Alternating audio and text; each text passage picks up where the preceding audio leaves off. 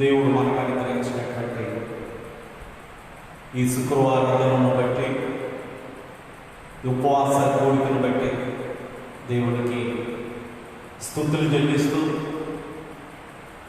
అలాగే మీ గృహాల చెంత నుండి ఈ ఉపవాస ప్రార్థన కోరికలో పాల్పొందుతున్నటువంటి మీ అందరికీ, అలాగే ఈ సామాజిక మాధ్యమముల ద్వారా దేవుణ్ణి నామాన్ని స్మరిస్తున్నటువంటి మీకు ప్రభువైన యేసుక్రీస్తు నామములో వందనాలు తెలియజేస్తూ ఉన్నారు. ఈ రాత్రి కాలంలో కొన్ని నిమిషాలు దేవుని యొక్క మాటలు మనం జ్ఞాపకం చేసుకుంటాం. యేసుకేలు గ్రంథము 22వ అధ్యాయము 30వ వచనాన్ని ఈ సమయం కొరకే మనము ధ్యానవాక్యంగా చదువుకుందాం. నేను దేశమును పాడు చేయకున్నట్లు ప్రాకారమును దిట్టపరచుటకును బ్రద్దలైన సందులలో నిలుచుటకును తగిన వాడెవడని నేను ఎంత విచారించను, ఒక్కడైనను కనబడలేదు. ఈ వచనాన్ని ఆధారంగా చేసుకుని ఈ ఉపవాస ప్రార్థన కూడికలో మన ధ్యానాంశము ఒక్కడును లేదా ఒక్కరును లేరు. దేవుడైనటువంటి యెహోవా ఎంక్వైరీ చేస్తున్నాడు. ఎవరు సరిపోయిన వారు దేనికి అంటే కనుక దేశమును పాడు చేయడానికి ఆయన సిద్ధపడుతూ ఉన్నాడు. ఆ పాడు చేయకుండా ఆ దేశంలోనికి రావడానికి దేశము చుట్టూ ప్రాకారం ఉన్నది. ఆ ప్రాకారాన్ని దాటి శ్రమ కానీ, శోధన కానీ, విపత్తు కానీ లోపలికి వచ్చేటప్పుడు ఆ ప్రాకారానికి, ఇది యెరూషలేము గురించి చెప్పబడినటువంటి మాట. యెరూషలేము చుట్టూ ప్రాకారం ఉంది. ఆ ప్రాకారంలో నుంచి విపత్తు లోపలికి రాబోతుంది. ఎక్కడంటే కొన్ని చోట్ల ప్రాకారం ఏమైందంటే బ్రద్దలైంది, పాడైపోయింది. అవి సందులుగా, మన పరిభాషలో చెప్పుకోవాలంటే మనం కూడా ఇంటి చుట్టూ ప్రహారీ ఏర్పాటు చేసుకుంటా ఏ గాలికో అది పడిపోవడం, లేదా రోడ్డు ప్రక్కన అయితే ఏదన్నా వాహనం వచ్చి దాన్ని పడగొట్టడం ఇలా జరుగుతుంది. వెంటనే దాన్ని మనం మరమ్మతు చేసుకుంటాం. ఏర్పడినటువంటి ఆ పడిపోయినటువంటి దాన్ని యథావిధిగా మనం బాగు చేస్తాం. ఇక్కడ దేవుడు అంటున్నాడు, యెరూషలేములోనికి ఆ ఉపద్రవం రాకుండా చుట్టూ ఉన్నటువంటి ప్రాకారానికి అక్కడక్కడనంట సందులు ఏర్పడ్డాయి. ఆ సందులలో నిలవబడ్డాయి. ఎవరైనా ఉన్నారేమో అని విచారణ చేసేట తగిన వారు ఎవరు నిలబడతారు? ఆ పగిలినటువంటి లేదా ఏర్పడినటువంటి ఆ గ్యాప్లో ఒక వ్యక్తి నిలబడితే ఉపద్రవము లేదా వ్యాధి, శోధన లోపలికి రాకుండా ఉంటుంది. అడ్డుగా నిలబడాలి. ఎవరు నిలబడతారు అని చూస్తేనట చాలా ఆశ్చర్యకరం. ఎంత విచారించను అంటే ఎంత వెతికినను రాయబడిన మాట, ఒక్కడైనను నాకు కనబడదు. ఒక్కరున్నా సరే ఆ భక్తులైన సందులో ఆ వ్యక్తి దేవుడు ఆ దేశాన్ని ఏం చేయకుండా కాపాడుతానంటాడంటే పాడు చేయకుండా కాపాడుతానంటాడు. ప్రస్తుత ఈ దినాల్లో గత 2 నెలలుగా ప్రపంచం మీదకే ఏమొచ్చిందంటే ఉపద్రవం వచ్చింది, కష్టం వచ్చింది, శోధన వచ్చింది. ఈ యెరూషలేము సంఘటన, నేడు మనం చూస్తున్నటువంటి సంఘటన 2 ఒకే విధంగా ఉన్నాయి. దేవుడు చెబుతున్నాడు, ఈ ఉపద్రవాన్ని ఆపడానికి, ఈ దేశం పాడవకుండా ఆపడానికి ఎవరైనా ఒక్కరు నిలబడతారేమో అని చూస్తేనట ఎంత వెతికినా కూడా ఎవరు కూడా సరిపోయిన వారు, తగిన వారు లేరని వాక్యంలో రాయబడింది. ఆనాటి పరిస్థితులు ఎలా ఉన్నాయో ఈనాటి పరిస్థితులు కూడా అలాగే ఉన్నాయి. ఎంత విచిత్రం అంటే ఇప్పుడు కూడా ఈ కరోనా వైరస్ను అరికట్టడానికి కానీ, నివారించడానికి కానీ, దీనికి అడ్డుకట్ట వేయడానికి కానీ ఏ ఒక్కరు కూడా లేరు. మనం ఒప్పుకోకపోయినా ప్రపంచవ్యాప్తంగా ఏ ఒక్కరు కూడా దీన్ని కంట్రోల్ చేయగలమని ముందుకు వచ్చేటువంటి పరిస్థితి లేదు. ఇక్కడ యెరూషలేము విషయంలో 4 రకాల వ్యక్తులను ఈ అధ్యాయంలో ఆయన వెతికాడు. ఎవరెవరు వారు ఎవరు, ఎందుకు వారు సరిపోయేవారుగా లేరు అనేది ఆలోచన చేస్తే ఆ పరిస్థితులను ఇప్పటి ఈ సందర్భానికి మనం అన్వయించుకోగలిగితే ప్రపంచవ్యాప్తంగా నేడు ఏం జరుగుతుందో మనకు తెలుస్తుంది. అంటే గోడ బేట వచ్చింది, ఆ గోడ బేటలో ఒక వ్యక్తి నిలబడాలి, అప్పుడు దేశం పాడు కాకుండా ఉంటుంది. అయితే ఎంత వెతికినా ఎవరిని వెతికారు అంటే 4 రకాల ప్రజలు ఇక్కడ గుర్తించబడ్డారు. మొదటి విషయాన్ని చదువుకుందాం. యెహెజ్కేలు గ్రంథం 22వ అధ్యాయము 25వ వచనం. ఉగ్రత దినమందు నీకు వర్షము రాదు, అందులో ప్రవక్తలు కుట్ర చేయలేదు. మొదటి గుంపు ఎవరు సరిపోతారా అని దేవుడు ఆ యెరూషలేములో ఇశ్రాయేలు ప్రజల్లో దేవునికి వ్యతిరేకంగా చేసినటువంటి కార్యాలను బట్టి 3 శరల్లోనికి ప్రజల్ని పంపించాడు. ఒకటి ఐగుప్తు శర, దాంట్లో కొంతమందికి వెళ్ళిపోయారు. మిగిలిన వారు యథాప్రకారంగా ఉంటే మరలా మరొక శరలోనికి వెళ్ళవలసినటువంటి పరిస్థితులు వచ్చాయి. అది అషూరు శర. మరికొంతమంది అషూరు శరలోనికి వెళ్ళారు. ఇంకా ఉన్నవారిలో కూడా మార్పు లేని కారణం చేత దేవుడు మరొక శరలోనికి పంపించాడు కొంతమందిని. అదేమో బబులోను శర. 3 శరల్లోనికి కొద్దిమంది వెళ్ళిపోతే ఇంకా కొంతమంది ఎక్కడ నిల్చున్నారంటే యెరూషలేములో ఉన్నారు. వెళ్ళిపోగా మిగిలిన వారిలో పరిస్థితి దేవుడు చూస్తున్నాడట. అందులో మొదటి గుంపు ఎవరిని చూశాడంటే ప్రవక్తలైనటువంటి వారిని చూశాడు. ప్రవక్తలందరూ, చాలా మంది ప్రవక్తలు ఉన్నారు. మనం కూడా ప్రవక్త వ్యవస్థను చూస్తే కనుక పెద్ద ప్రవక్తలు అంటాం, చిన్న ప్రవక్తలు అంటాం. ఏదో ఒక పని మీద దేవుడు ఈ ప్రవక్తలను ఏర్పాటు చేస్తాడు. ప్రవక్తలుగా బోధ, వర్తమాన, భవిష్యత్ కాలాలను కూర్చున్నటువంటి ప్రవచనాలు చెప్పేవారుగా. ఆ రోజున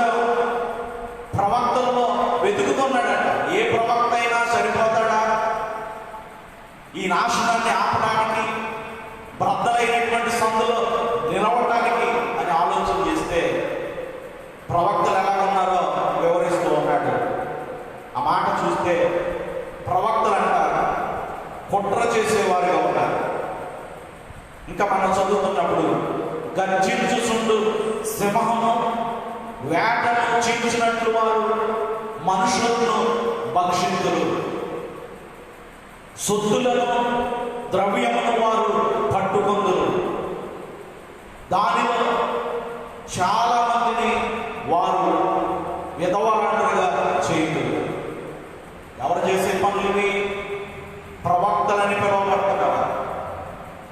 ఎందుకంటే దేవుని చేత ఏర్పాటు చేయబడినటువంటి ప్రవక్తలు ఉన్నారు, అలాగే కొద్దిమంది అబద్ధ ప్రవక్తలు ఉన్నారు. మొత్తం మీద ప్రవక్తలని పిలువబడుతున్నటువంటి వారిలో పరిస్థితులు మనం చూస్తూ ఉన్నాం. వివరించుకోవాల్సినటువంటి అవసరం లేదు.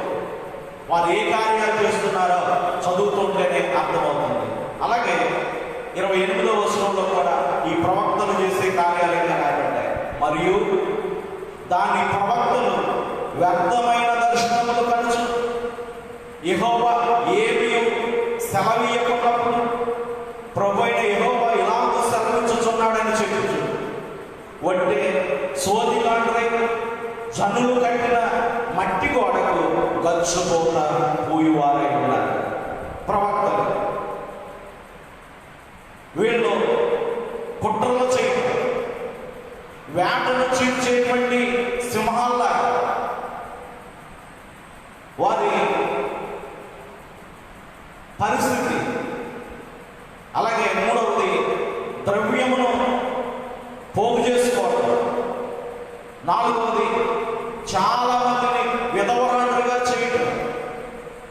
అలాగే తర్వాత మనం చూస్తున్నప్పుడు 28వ వచనంలో వ్యర్థమైన దర్శనాలు కనుచు ఉన్నారు. దానివల్ల ఏ విధమైనటువంటి ఉపయోగం లేదు. ఆ దర్శనాలు దేవుడు ఏమీ చెప్పకపోయినా ఇది చెప్పాడు అది చెప్పాడు అని ప్రకటన చేస్తూ ఉన్నారు. అలాగే ఒట్టి సోదిగాండ్ర వలె తయారయ్యారట ప్రవక్తలు.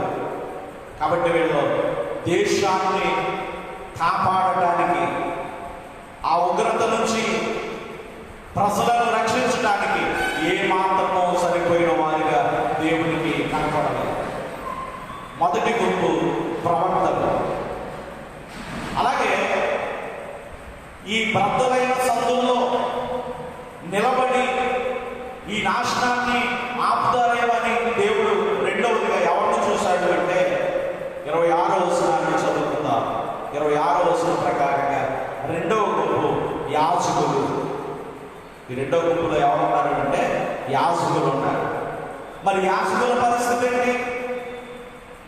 యాజకులు అక్కడ మందిరాల్లో పనిచేసేవారు. ప్రవక్తలేమో బయట ఉంటారు. దేవుడు ఏదన్నా చెప్పమంటే ఆ ఉన్నటువంటి ఒకసారి ఎక్కడి నుంచో వస్తారు, చెప్పేస్తారు, వెళ్ళిపోతారు.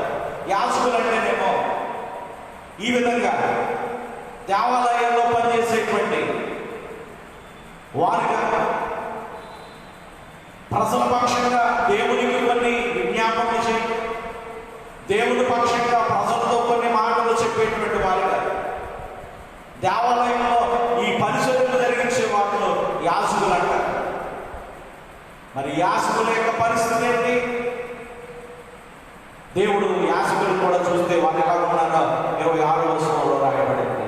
దాని యాజకులు నా ధర్మశాస్త్రమును నిరాకరించారు. ఎందుకంటే ధర్మశాస్త్రము దేవుడిచ్చాడు, కానీ యాజకులంట ధర్మశాస్త్రాన్ని నిరాకరించారట. ధర్మశాస్త్రాన్ని పట్టించుకునేటువంటి పరిస్థితి లేదు. తర్వాత అంటాడు, నాకు ప్రతిష్ఠితములకు వస్తువులను అపవిత్రపరచుదురు.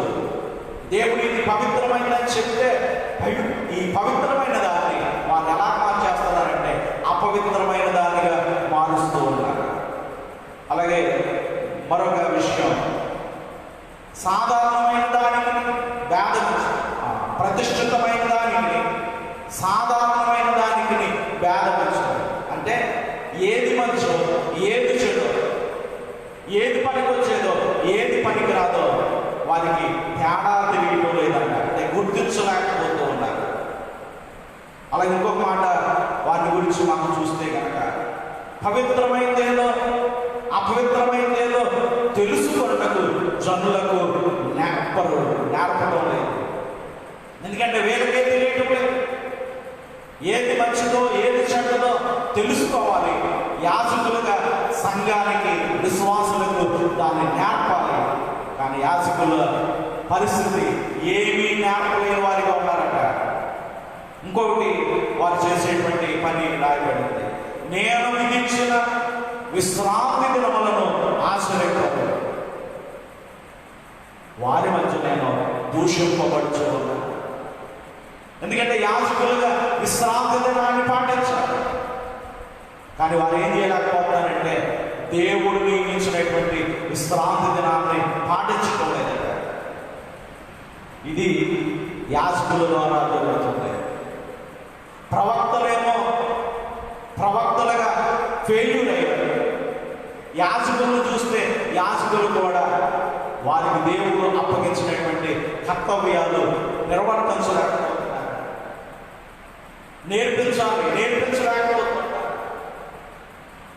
దేవుడు నియమించినటువంటి విశ్రాంతి దినాన్ని ఆరాధనలు జరిగించాలి, అది కూడా చేయలేని వారిగా ఉన్నారు. ఇది రెండవ గుంపు. ఇక మూడవ గుంపు, ఎవరిని చూశాడు దేవుడు ఈ పంట సందులో నిలబడటానికి తగిన వారుగా అని ఆలోచన చేస్తే ప్రవక్తలను చూశాడు, ప్రవక్తలు ఎవరు పనిచేసేవారుగా లేరు. యాజకులను చూశాడు, యాజకులు ఎవరు పనికొచ్చేవారుగా లేరు. మూడవది 27వ వచనాన్ని చదివితే దానిలో అధిపతులు, ఈ మూడవ వర్గంలో మూడవ గుంపులో ఎవరు ఉన్నారంటే అధికారులు ఉన్నారు. అధిపతులు, నాయకులు అన్నారు. నాయకులు, అది సంఘ నాయకులు కావచ్చు, దేశ నాయకులు కావచ్చు, ఏ నాయకులు, ఏ అధికారం కలిగిన వారు, ఏ అధిపతులైనా వీళ్ళన్నా కనీసం పనికొస్తారా అని చూస్తే వారు కూడా పనికొచ్చే వారిగా లేనట్టుగా మనం చూస్తున్నాం. వారు ఏం చేస్తున్నారో 27వ వచనంలో మనం చూస్తూ ఉన్నాం. అధిపతులు లాభము సంపాదించుటకై నరహత్య చేయటంలోను, మనుషులను నశింప చేయటంలోను, ఇంకా మనం చూస్తే కనుక వేటను చించు తోడేలు వలె ఉన్నారు. ఎంత బాధాకరమైనటువంటి విషయము అంటే ఇది ఆలోచించాలి. అధికారులు వారికి ఉన్నటువంటి అధికారాన్ని బట్టి ప్రజలకు న్యాయం చేయాలి. కానీ వారేం చేస్తున్నారంటే అన్యాయం చేస్తున్నారు. వారి స్వప్రయోజనమే ఆలోచన చేసుకుంటున్నారు. వారి లాభమే వారు చూసుకుంటున్నారు. నరహత్యలు చేస్తూ ఉన్నారు. మనుషులను నశింపజేస్తూ ఉన్నారు. వేటను చీల్చేటువంటి తోడేళ్ళలాగా. కాబట్టి అధికారులైన వారు, నాయకులు అనబడిన వారు, వారైనా పనికొస్తారు అని ఆశించాడు, వెతికాడు వారిలో. కానీ వారిలో కూడా ఎవరు కనబడలేదు. ఎంత విచారమైంది. ప్రవక్తలైన వారు పనికి రాకుండా పోయారు. యాజకులైన వారు పనికి రాకుండా పోయారు. అధిపతులైన వారు పనికి రాకుండా పోయారు. ఇక 4వ విషయాన్ని మనం చూస్తే కనుక 4వ గుంపులో ఎవరున్నారు అంటే కనుక 29వ వచనాన్ని చదువుకుందాం. మరియు సామాన్యమైనటువంటి జనులు, అంటే వీళ్ళ అటు ప్రవక్తలు కాదు, యాజకులు కాదు, అధికారులు కాదు, సామాన్యమైనటువంటి ప్రజలు.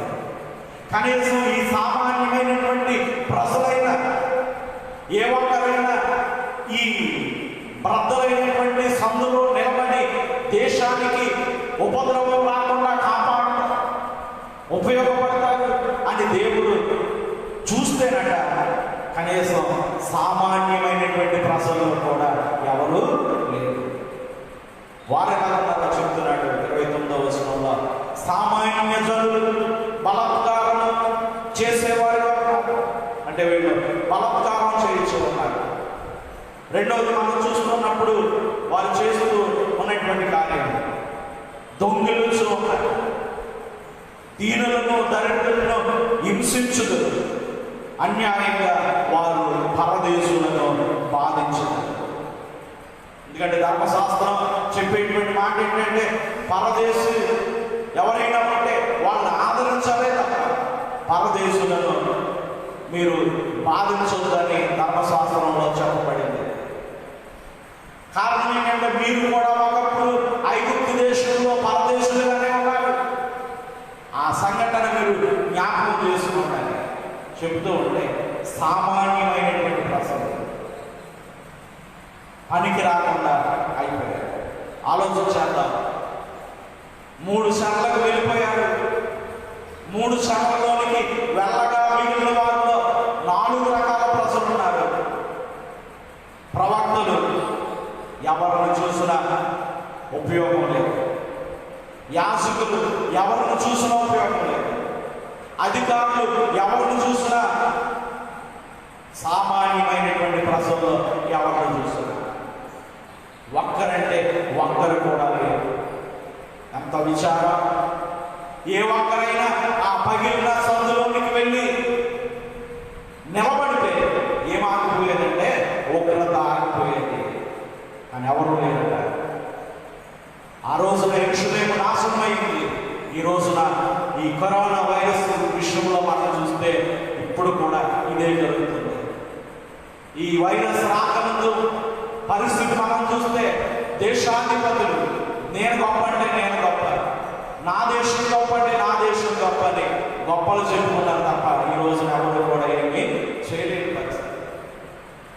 అలాగే సేవకులు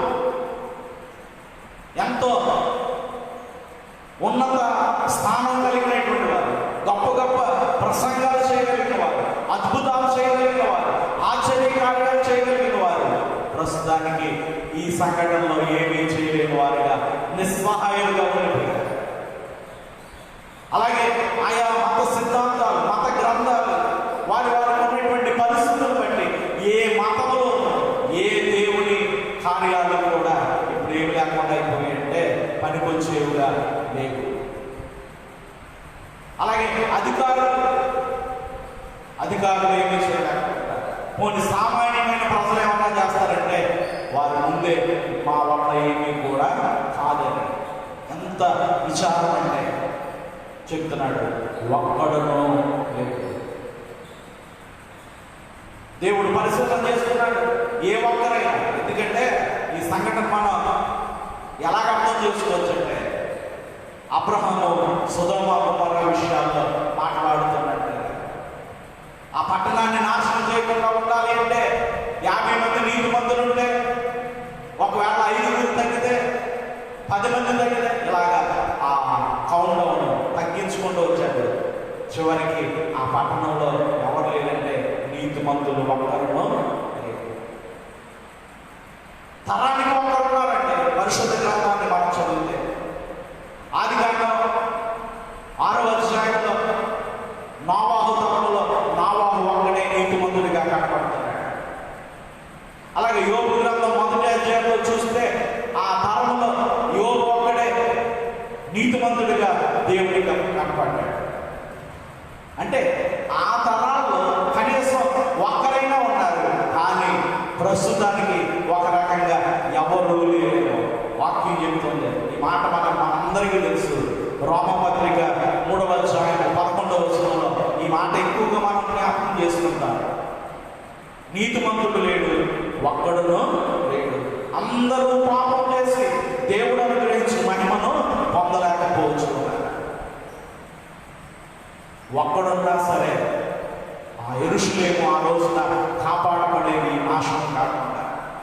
ఈ రోజున కూడా దేవుని దృష్టికి